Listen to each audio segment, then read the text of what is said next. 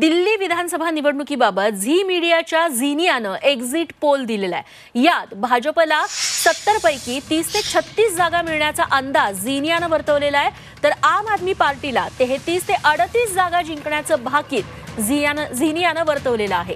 दिल्ली विधानसभा निवडणुकीत चुरशीची लढत पाहायला मिळणार असल्याचा अंदाज झिनियानं वर्तवलेला आहे। त्याचवेळी काँग्रेसला 0 ते 2 जागा आणि इतरांना 2 जागा मिळतील असा अंदाज झीच्या एक्झिट पोलनं वर्तवलेला आहे। या निवडणुकीत आम आदमी पार्टी विजयाचे हॅट्रिक करणार का याबाबत उत्सुकता आहे, तर दुसरीकडे यंदा दिल्लीत भाजप बाजी मारणार का याकडे देखील सर्वांचं लक्ष लागलेलं आहे। दिल्ली विधानसभेच्या 70 जागांसाठी मतदान पार पडलेलं आहे। आज जवळपास 60% मतदारांनी मतदानाचा हक्क बजावलाय।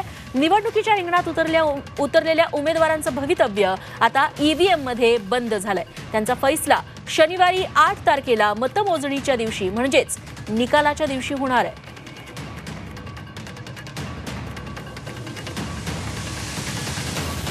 तेव्हा झीच्या एक्झिट पोलचा अंदाज नेमका काय सांगतोय? दिल्लीच्या एकूण जागा आहेत 70, त्यापैकी भाजपला 31 ते 36 जागा मिळू शकतात, आम आदमी पार्टीला 33 ते 38 जागा मिळू शकतात, तर काँग्रेसला अवघ्या 2 जागा मिळू शकतात असा अंदाज झिनियाच्या एक्झिट पोलनं वर्तवलेला आहे।